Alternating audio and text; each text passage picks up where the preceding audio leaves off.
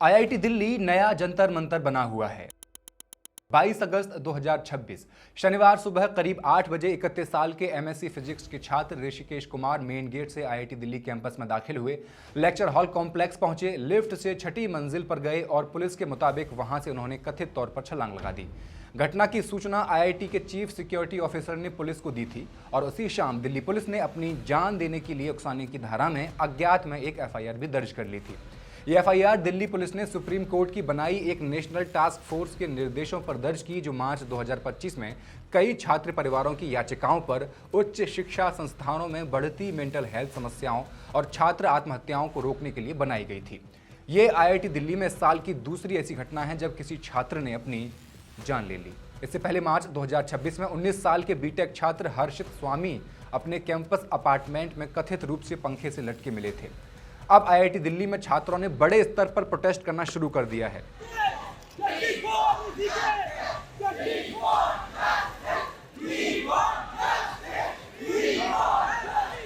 तो क्या है ऐसे बढ़ रहे मामलों की हकीकत?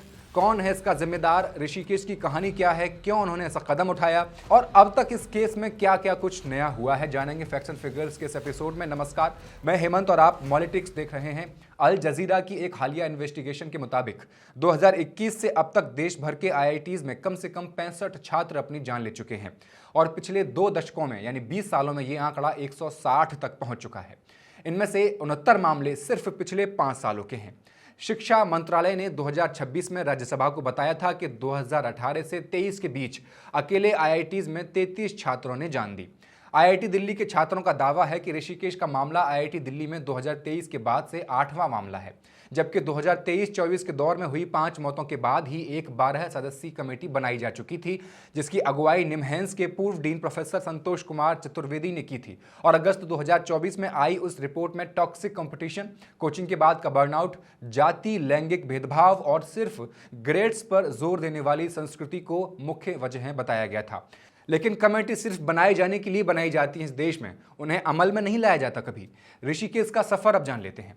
ऋषिकेश ने शुरुआत एनआईटी राउरकेला से बीटेक करके की थी, मगर खराब आर्थिक हालत की वजह से वो बीटेक उन्हें बीच में ही छोड़नी पड़ गई। सोचिए, कोई एनआईटी जैसी जगह से बीटेक छोड़ देता है, जहां जाकर पढ़ना लाखों लोगों का सपना होता है, तो अंदाजा लगाइए उसकी आर्थिक स्थिति कैसी रही होगी। इसके बाद पाटलिपुत्र यूनिवर्सिटी से बीएससी पूरी करते हैं और फिर आईआईटी जेम परीक्षा में पूरे देश में 40वीं रैंक हासिल करके 2025 में आईआईटी दिल्ली के एमएससी फिजिक्स प्रोग्राम में दाखिला लेते हैं। वो सालों से साइंस और मैथ्स पढ़ाते रहे, छात्र भी रहे। पहले फ्रीलांस टीचर के तौर पर पढ़ाया, फिर पटना के एक कोचिंग इंस्टीट्यूट में पढ़ाया और ऑनलाइन क्लासेस भी वो लगातार लेते रहे। उनकी जान जाने से सिर्फ 5 दिन पहले उन्हें जोधपुर में अनअकैडमी की तरफ से एक स्टेबल फैकल्टी पोजीशन का ऑफर भी मिल चुका था। उनके दोस्त बताते हैं कि ऋषिकेश एक शायर भी थे, महफिलों में भी शेर सुनाते, कैंपस के बड़े इवेंट्स में मंच से कविता पढ़ते। कितना जीवंत छात्र रहा होगा, पढ़ा लिखा और क्रिएटिव भी। उनकी आखिरी पोइट्री रिसाइटल फरीदाबाद के एक स्टूडियो में हुई थी, जहां उन्होंने पाबंदियों और आज़ादी के रिश्ते पर एक कविता सुनाई थी। ऋषिकेश अपने इलाके से आने वाले छात्रों के साथ होने वाले भेदभाव को लेकर हमेशा चिंतित रहते थे। इस साल की शुरुआत में उनके पिता जब चल बसे तो ऋषिकेश ने मेंटल हेल्थ से जुड़ी दिक्कतों की वजह से पढ़ाई से विड्रॉल ले लिया था। अब यहाँ एक फर्क नोट करना जरूरी है। छात्रों का कहना है कि ये सिर्फ एक सेमेस्टर के लिए था विड्रॉल, जबकि आईआईटी दिल्ली के अपने आधिकारिक बयान में ये कहा गया है कि उन्होंने 2 सेमेस्टर से विड्रॉल लिया था और करीब 1 महीने तक उनका इलाज भी चला था। छात्र आरोप लगाते हैं कि जुलाई के आखिर में जब वो हॉस्टल वापस लौटे तो उनका नाम हॉस्टल रोल्स से पहले ही हटाया जा चुका था और अस्पताल से फिटनेस क्लियरेंस मिल जाने के बावजूद उन्हें आईआईटी के अपने हॉस्टल से एक और क्लियरेंस लेने को कहा गया। इसी उलझन में उन्हें हॉस्टल रूम नहीं मिल पाया और आखिरकार उन्हें अपनी मां के साथ कैंपस के बाहर किराए के मकान में रहना पड़ा।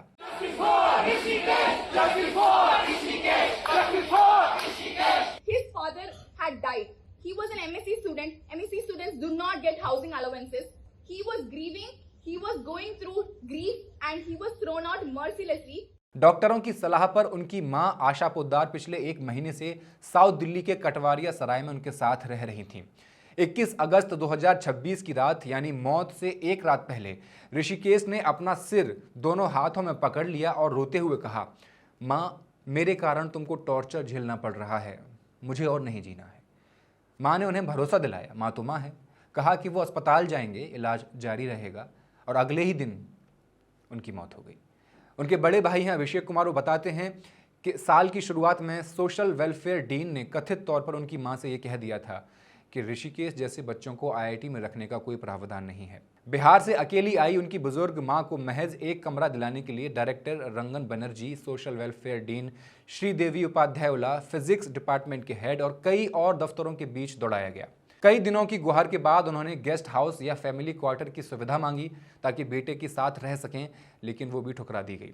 अभिषेक कहते हैं कि डिप्रेशन की वजह से ही कमरा नहीं दिया गया था, लेकिन उस डिप्रेशन का जिम्मेदार कौन था आखिर? डीन के दफ्तर के एक और अधिकारी ने कथित तौर पर उनकी मां से पूछा था क्या वो अपने बेटे की देखभाल खुद नहीं कर सकती। ऐसी टिप्पणियों ने पहले से डिप्रेशन और एंग्जाइटी से जूझ रहे ऋषिकेश को और तोड़ दिया। आईआईटी दिल्ली ने 25 अगस्त के अपने बयान में कहा कि होली के बाद जब साथी छात्रों ने ऋषिकेश की मानसिक सेहत को लेकर चिंता जताई थी, तब उन्होंने परिवार की चुनी हुई एक स्पेशलाइज्ड फैसिलिटी में करीब 1 महीने का इनपेशेंट इलाज करवाया था। उस वक्त वो हॉस्टल में ही रह रहे थे और इलाज के बाद बेहतर होने के लिए दूसरे सेमेस्टर से विड्रॉल लिया। संस्थान का कहना है कि जुलाई अगस्त में जब वो तीसरे सेमेस्टर यानी कि जुलाई से नवंबर तक के लिए लौटे, तब भी उन्हें काउंसलिंग दी गई थी, मगर आगे चलकर उन्होंने इसी सेमेस्टर से भी विड्रॉल ले लिया। अब अभिषेक का आरोप यह है उनके भाई का कि प्रोफेसर उन्हें लगातार डांटते रहते थे और एक पेयर्ड प्रोजेक्ट में पार्टनर देने से इसलिए इनकार कर दिया गया था उनको, ये बोलकर you are not good enough. उनके जाने के बाद 24 अगस्त 2026 को, अगले दिन 2 दिन बाद, सोमवार सुबह 9 बजे ही आईआईटी दिल्ली के लेक्चर हॉल कॉम्प्लेक्स के पास छात्रों का जुटना शुरू हो गया था। शाम तक करीब 300 छात्र इंस्टीट्यूट की मुख्य बिल्डिंग की पहली मंजिल की लॉबी में डायरेक्टर के दफ्तर के बाहर जमा हो गए। एक ऐसे संस्थान में जहां इस पैमाने का छात्र आंदोलन आमतौर पर देखने को नहीं मिलता है। छात्रों की मांगों में सिर्फ एक अधिकारी का इस्तीफा नहीं था, उन्होंने डीन, हॉस्टल मैनेजमेंट की एसोसिएट डीन, स्टूडेंट वेलफेयर की एसोसिएट डीन, प्रोफेसर श्रीदेवी और फिजिक्स डिपार्टमेंट के हेड सबके इस्तीफे की मांग रखी और साथ ही ऋषिकेश की मौत की स्वतंत्र जांच और परिवार के लिए 1 करोड़ रुपए के मुआवजे की मांग भी। हमारी डिमांड ये है कि हम यहाँ से तब तक नहीं मिलेंगे जब तक हमको यहाँ पे रेजिग्नेशन नहीं मिलता है। अब शाम करीब 5:30 बजे जब डायरेक्टर रंगन बनर्जी दफ्तर से बाहर निकले तो छात्रों ने पहले तालियों से स्वागत किया। बनर्जी ने कहा कि ऋषिकेश की मौत की जांच के लिए एक कमेटी बनाई जाएगी, मगर साथ ही ये भी साफ किया कि प्रोफेसर श्रीदेवी उस वक्त इस्तीफा नहीं देंगी। तालियां वहीं रुक गईं, अब हुटिंग होने लगी। इसके बाद प्रोफेसर श्रीदेवी को मुख्य रास्ते की बजाय एक बैक एंट्रेंस से बाहर निकाला गया। प्रशासन ने ऋषिकेश की मां को 6 लाख रुपए और पूरा मेडिकल खर्च देने का प्रस्ताव रखा। ऋषिकेश जैसे छात्र की कीमत 6 लाख रुपए। इतना तो आप किसी रील बनाने वाले को झूठे प्रोपेगेंडा चलाने के लिए दे देते होंगे, लेकिन छात्र 1 करोड़ रुपए की मांग पर अड़े रहे। एक छात्र ने कहा भी कि सिर्फ 6 लाख रुपए एक परिवार के लिए जो पहले से आर्थिक तंगी से गुजर रहा है। प्रशासन ने इसके अलावा एक एक्सटर्नल इंक्वायरी कमेटी बनाने का प्रस्ताव दिया और कहा कि एक बाहरी ओम्बड्सपर्सन नियुक्त करेंगे। छात्रों, फैकल्टी, स्टाफ से वॉलंटरी कंट्रीब्यूशन जुटाकर एक अलग सहायता फंड बनेगा और छात्रों को फैकल्टी मेंटर्स से जोड़ने का काम भी हम करेंगे। छात्रों ने इसे खारिज कर दिया, ये कहते हुए कि उन्हें किसी एक मेंटर की नहीं बल्कि बेहतर पीयर एक्सेस, बराबरी के अकादमिक मौके और पूरे कैंपस कल्चर में बदलाव की जरूरत है। उसी रात हुई मीटिंग में छात्रों ने प्रशासन के इस रिस्पॉन्स को नाकाफी और सवालों से बचने वाला बताते हुए आंदोलन जारी रखने के लिए वोटिंग कर दी और सोमवार को ही सारी क्लासेस कैंसिल कर दी गईं। अगले दिन यानी कि 25 अगस्त 2026 मंगलवार सुबह हालात इतने गंभीर हो चुके थे कि 500 से ज्यादा छात्र लेक्चर हॉल कॉम्प्लेक्स के अंदर जमा हो गए, जबकि करीब 2000 छात्र इसके बाहर मौजूद थे। इससे पहले पूरी रात छात्रों ने कैंडल लाइट विजिल किया और कैंपस में मार्च करते रहे। अब ये प्रोटेस्ट सिर्फ ऋषिकेश को श्रद्धांजलि तक नहीं सीमित रहा था, बल्कि छात्रों के गुस्से और उनकी मांगों का प्रतीक बन चुका था। प्रदर्शन को नियंत्रित करने के लिए कैंपस के कई हिस्सों को कॉर्डन ऑफ कर दिया गया। कैंपस का एक कैफे एरिया तक बैरिकेड कर दिया गया और कॉरिडोर से गुजरने वाले लोगों से आइडेंटिटी प्रूफ मांगने को बोल दिया गया। लेक्चर हॉल कॉम्प्लेक्स के गेट्स सेफ कर दिए गए और सिक्योरिटी को साफ साफ बोल दिया गया कि टेक्निकल स्टाफ, छात्रों के पेरेंट्स, फैमिली मेंबर्स और दूसरे विजिटर्स को अंदर एंट्री न दी जाए।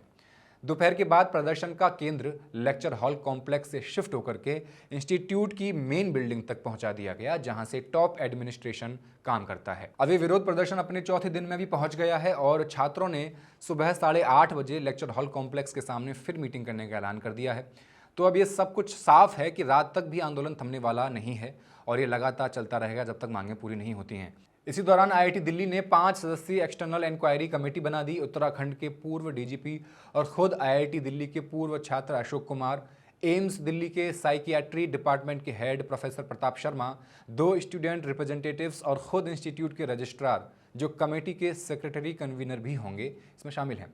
आईआईटी दिल्ली के डायरेक्टर बनर्जी ने छात्रों को भेजे एक ईमेल में बताया कि ये कमेटी सिर्फ घटना के आसपास की परिस्थितियों तक सीमित नहीं रहेगी, बल्कि छात्रों, फैकल्टी और प्रशासन से जुड़े रिकॉर्ड्स भी देखेगी, संस्थान में लागू प्रोटोकॉल्स की समीक्षा करेगी और 2 हफ्तों में अपनी सिफारिशें देगी। लेकिन डायरेक्टर साहब, आप सिफारिशों का करेंगे क्या? न जाने कितनी कमेटियां बनी और उनकी की गई सिफारिशें फाइलों में पड़ी धूल फांकती रहीं। छात्र कैसे भरोसा करेंगे आपका? मौतें लगातार हो रही हैं और आज से नहीं हो रही हैं। अब तक क्या किया आपने?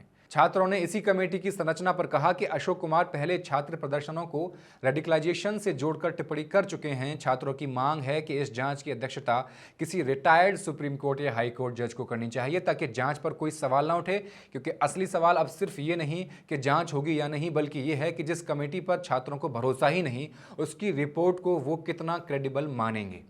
तो आखिर में सवाल यही रह जाता है, जब देश के सबसे प्रतिष्ठित संस्थानों में एक के बाद एक ऐसी मौतें दर्ज होती रहें, जब हर बार एक नई कमेटी बने, एक नई रिपोर्ट आए और फिर भी अगली मौत की खबर कुछ ही महीनों में आ जाए, तो क्या समस्या वाकई इतनी बड़ी और गहरी है कि किसी एक कमेटी या मुआवजे से हल नहीं हो सकती? या फिर हर बार जांच का दायरा और उसकी विश्वसनीयता ही इतनी सीमित रखी जाती है कि असली सवालों तक पहुंचा ही नहीं जा सकता? कमेंट करके बताइए और मॉलिटिक्स को सब्सक्राइब कर दीजिए। बहुत बहुत शुक्रिया।